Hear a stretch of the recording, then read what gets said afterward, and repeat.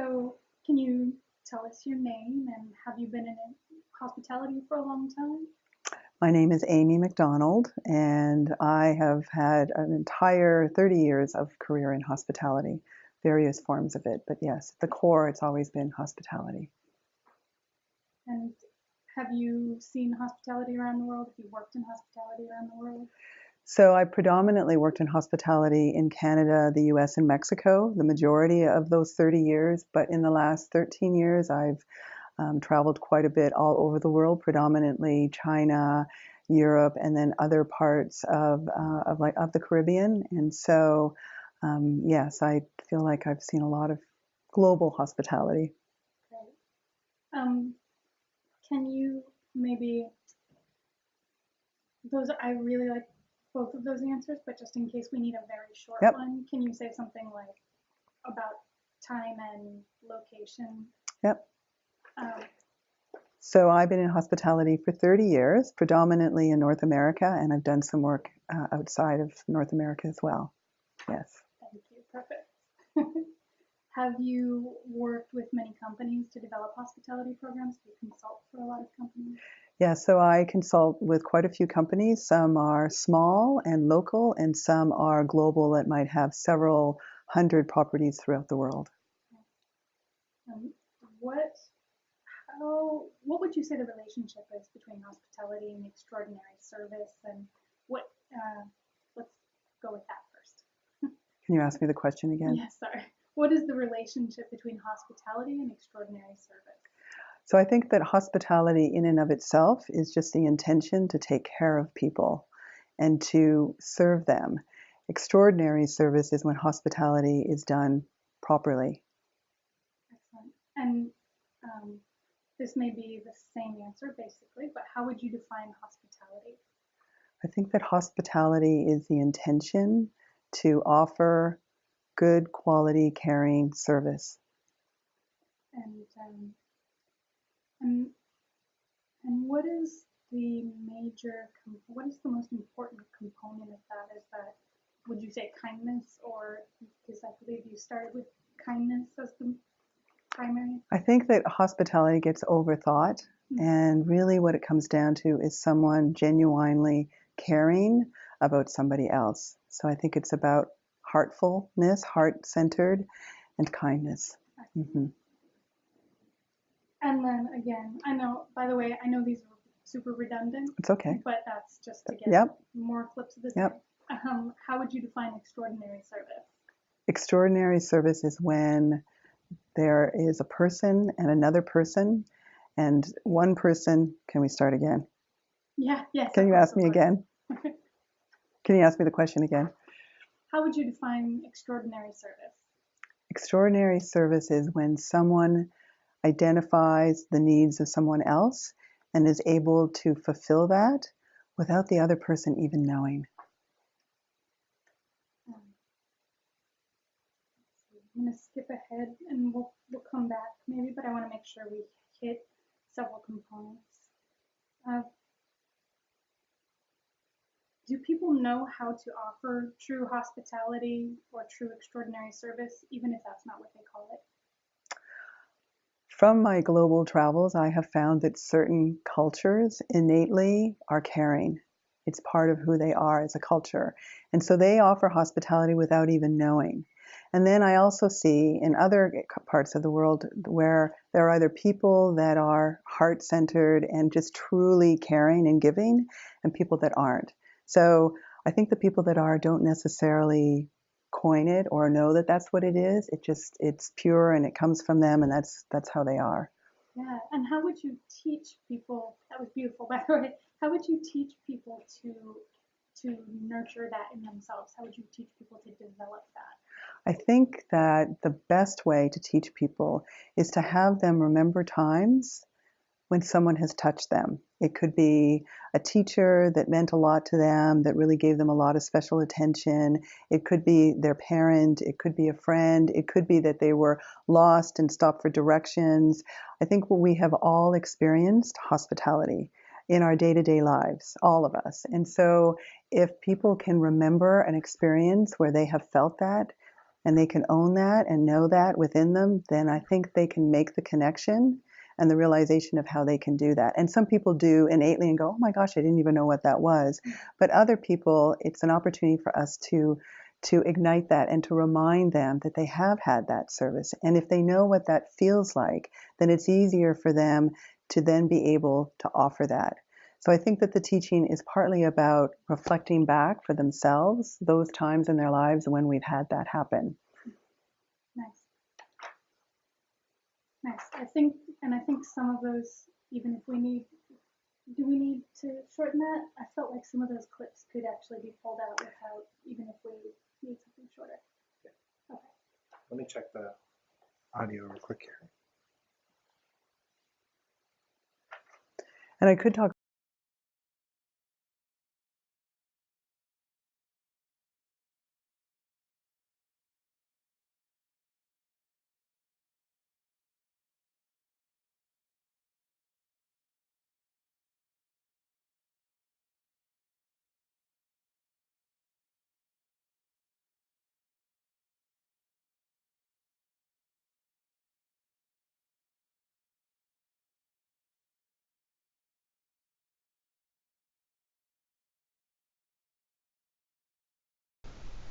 All right, thank you. Again.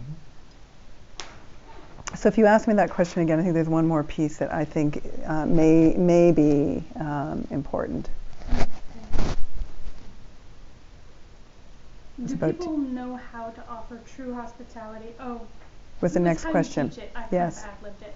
How would you teach people to offer extraordinary service? So the first piece is for them to remember times in their life when they received it, and then the second piece is for them to start to practice.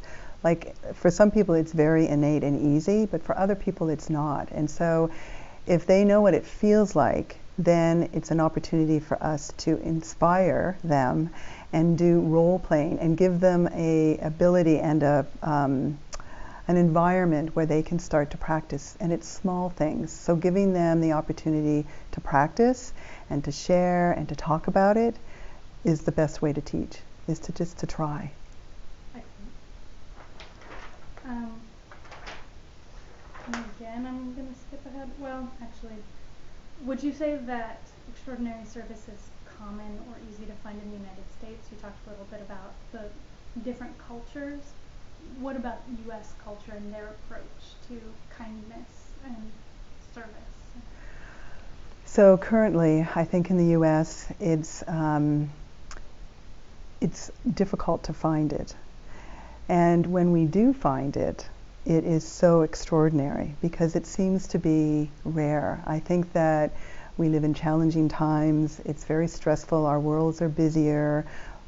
The life-work balance, I think, is more and more challenging. And so I think that it's more difficult to find it. However, I feel when we do find it, it means even more. So I love that answer. Can you basically say it or rephrase it, same thing, but add in, instead of using it, because we're clipping out everything I'm saying, which is why I'm so inarticulate. I see, so okay. that it will be, to repeat it? People will know what we're saying. Yes. So you yes. can say kindness, hospitality, extraordinary service, any of that set. Okay, can you ask me again? Yes, I'll do that, yeah. Would you say that extraordinary service or kindness is common or easy to find in the United States? I find that kindness and genuine, heartfelt hospitality seems harder to find these days. And I think that that is because we are all busier and more stressed than we've ever been. That said, when we do find it, when we do experience heartfelt, a gesture that's kind and meaningful, it means even more. And I do think that there is a change happening where I'm seeing more and more companies focused on that, not only for their customer, but also for their staff. Great. Would you say Watermark is one of those companies? I would say that Watermark is one of them. Watermark is one of those companies that is really committed to making a change. Perfect. Thank you. Sorry, I felt really disingenuous. Ask that question in that way. So, how do you see Watermark's Ripples program as being different from other hospitality programs, other programs you've worked with, or programs you haven't? Ask me the question again. No problem. How do you see Watermark's Ripples program as distinguishing itself from other hospitality programs? So I think the important part about an extraordinary program that offers kind, intuitive service, like the Watermark Ripples program, is that they have to be heartfelt and authentic to the brand. So in some ways, the similarity with the Watermark Ripples program and other hospitality programs I've seen is that they are customized and authentic and reflect the brand. So Ripples program reflects things that are very awesome. Just lost my train of thought. No problem. So, let's see. So I like though that you talked about how it's similar to other programs. So maybe that would be a good angle to take. How is it similar to other hospitality programs, and how is it different? And even in a word, it sounds like you might be going with, in terms of how it is similar. I think you might be going with it reflects Watermark's true values, and then you might say, I mean our operating principles. We have don't take yourself too seriously, take a stand. Even if I if I only use those two, that would be really powerful. Yeah. Those are two that I think are relevant. And even if it's not said in exactly those words, probably doesn't matter too much. So I will ask you again. Okay. How would you say Watermark's Ripples program is similar to and different from other hospitality programs? So the Watermark Ripples program is similar to other hospitality programs that I have been involved in and seen and experienced, in that it is very committed to reflecting the core values of the brand. And that is really important. So it makes each hospitality program different and unique, but they're similar in that there is a core commitment to this level of service. The thing that I think is different with this particular program is that it's starting with the owners. Mm-hmm. It's starting with the people that are really behind the company. And often we see hospitality, these types of programs launched, but they're launched sometimes through human resources. This is being really launched throughout all of the company. So that is, I think, unique and a key differentiator, and I think will lead to its greatest success. I think that's beautiful. And so I'm going to try to hit it again. Yep.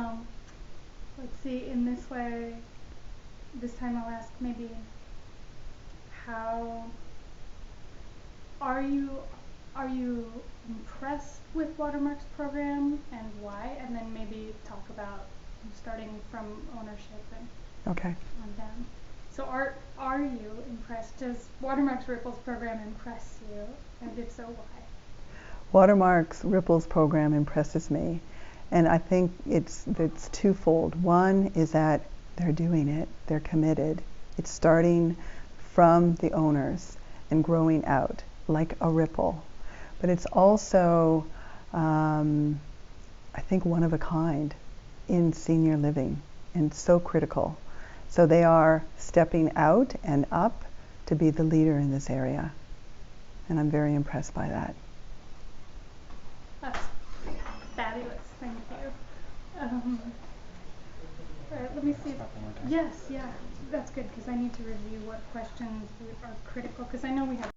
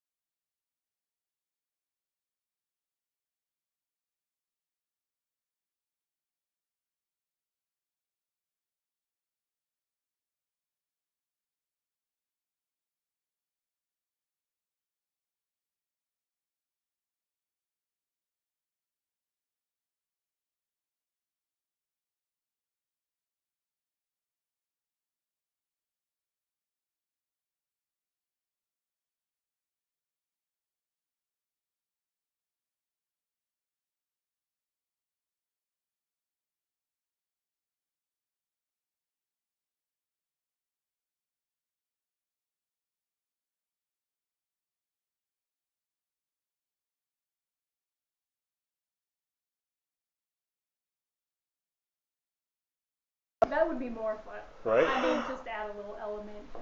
Oh, but you know drama. what I didn't respond about was because one of the key things to me, and I was thinking about this as I was driving up, laughing at myself, right, because I was late, was one of the key pieces of a great program like Ripples, is that we don't take ourselves too seriously.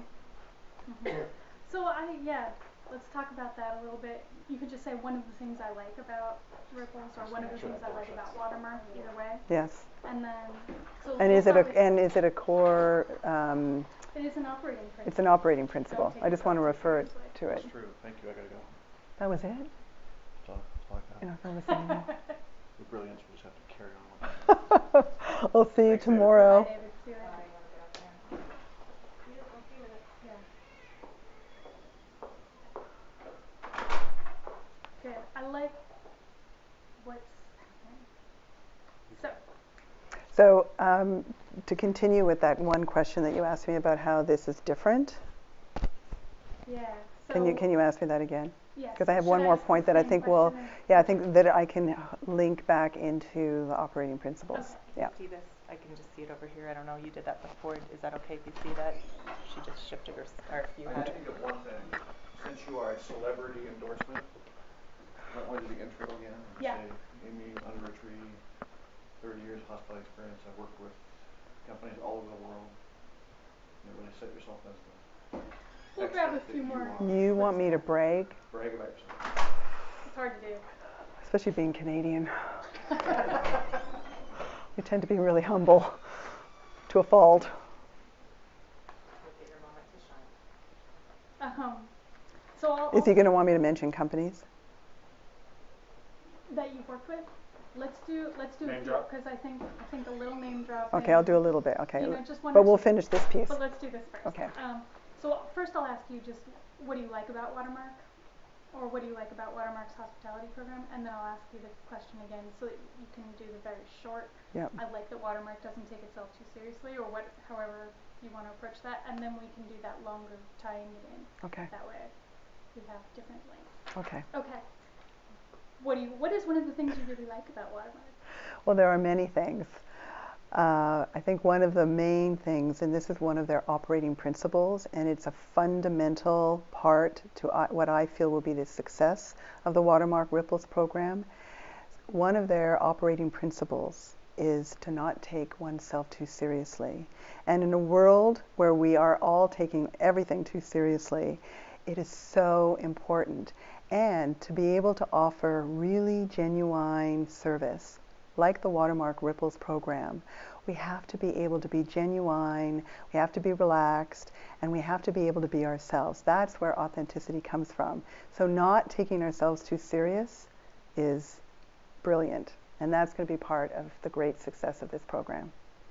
I love it. Too long. No, a little long, but actually just as we get engaged in conversation, it's always, everybody falls into pronouns.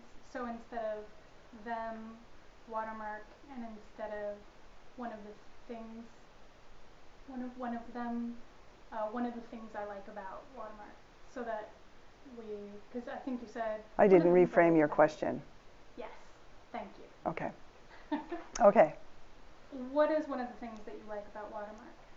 One of the many things that I like about Watermark, and what I really feel is going to be a great success to the Watermark Ripples program, is the fact that they already have one of their operating principles is not taking oneself too seriously. And this, to me, is one of the core operating principles for any hospitality program to be successful. I use the word hospitality. It's okay. Okay. I talked to him a little bit about it. Because it's a hard word for me to. There's some. Is it okay? We can add bleeps later since it's a curse word. I just picked up on speaking in the future about the Ripples program instead of currently. Oh. This is what it will make it success. You know, it's going to be Thank you. successful. So just in the present. Live. This is one of the things It's that happening. makes it so Makes it successful. so successful. Okay. All right, we'll do it one more time. Yes, we're fast forwarding into the future. Yeah. Yes. Tell me one of the things that you really like about Watermark. One of the many things that I like about Watermark is one of their core operating principles is to not take oneself too seriously. And I have seen this through the company and how it reflects in an authenticity within everyone that I come in contact with. So what I'm excited about the Ripples program is that one of the core main pieces.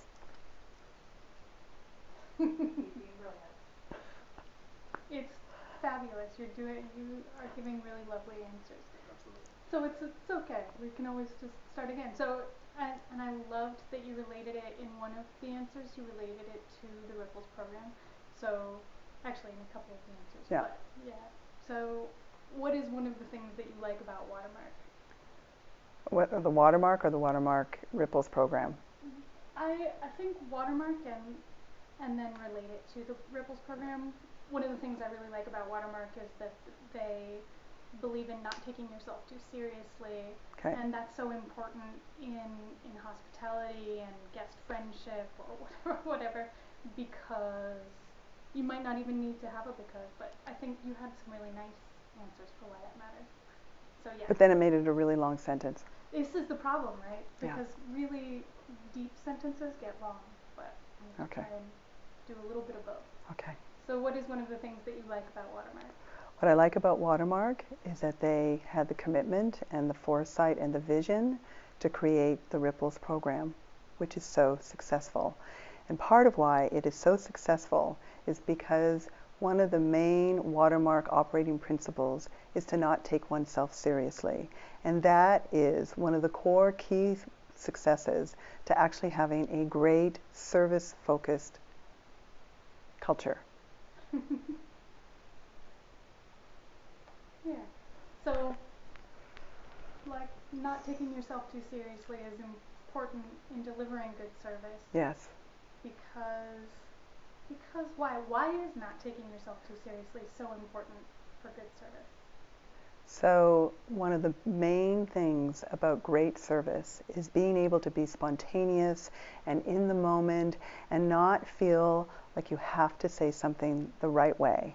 Being able to be who you are, and then being okay if it doesn't necessarily go the way that you want it to be. So not taking oneself seriously is really important to great customer service. Cool. All right. We're going to have to cut up a whole bunch of sentences to really get that one. I'm sorry. That's okay. There were plenty of really good answers, and I think some of them, it's not a problem.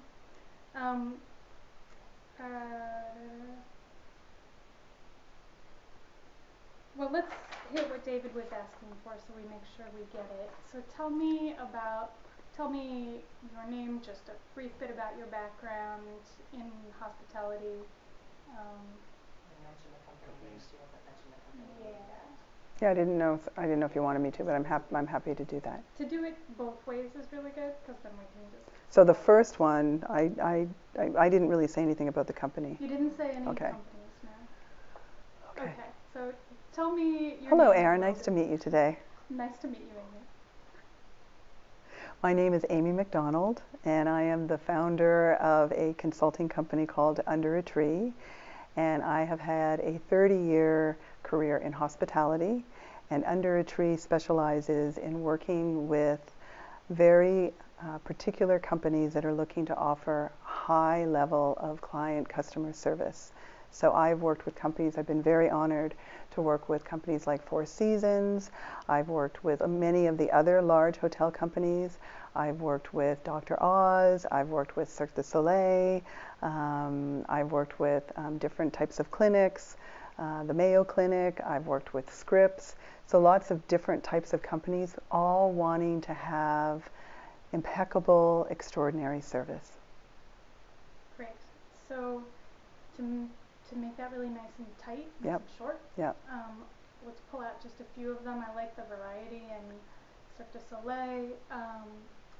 And that one might be too random. Mayo Clinic. I wouldn't start with Cirque du Soleil, but it's a good because it's so random. Four it's Seasons a nice, is a good like, start. That's what I. Well, I Four Seasons. it's Mayo the most Clinic. sort of common, yeah. And Four are also Seasons. mentioned all over the world. Okay. Yeah. So. Because you've worked with those companies in other countries. Yeah. Yeah. Correct. Like Okay. And let's pull out because we're have your name and your company will probably say founder under a tree or something like that. So let's cut that part.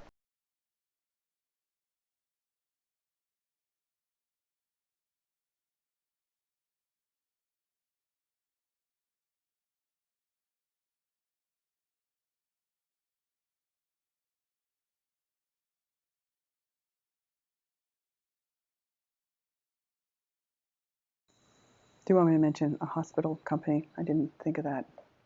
Oh, the Mayo Clinic? No, I've also worked with Intermountain Healthcare Group, which is, they own 40 or so hospitals.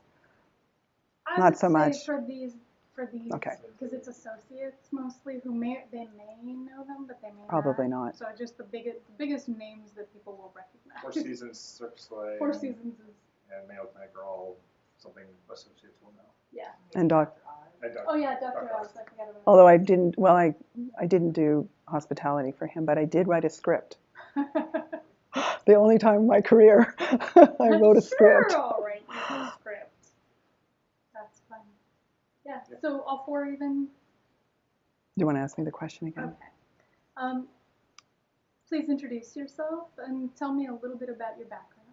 So my name is Amy McDonald, and I have been in hospitality for 30 years. The last 13 years, I've owned a hospitality consulting company and had the honor of working at a global level with companies like Four Seasons, resorts and hotels. I've worked with the Mayo Clinic, I've worked with Dr. Oz, and I've also even worked with Cirque du Soleil. Thank you. Beautiful. Are there any pieces I'm missing, or should I just go back to some of the questions that you asked? Nothing that we definitely need. Okay, great. Well, then I'll just back up and find some of these. So tell me, kind of off the cuff, and rephrase the question, if you think, is there anything that you think should be different when you think about hospitality or customer service or extraordinary service? Is there anything that you think should be different when you work with a resident? So I think it's really interesting, this relationship. Yes, I agree. So yes, tell me, do you think that anything should be different in terms of hospitality in senior living with this resident-associate relationship? One of the reasons that I have been so touched and grateful for the opportunity to work with Watermark in particular and in senior living is because in traditional hospitality, we are training people to work and to touch people and give great service for a day, an hour. And here within senior living, the difference is that the associates get to work with people for a long period of time.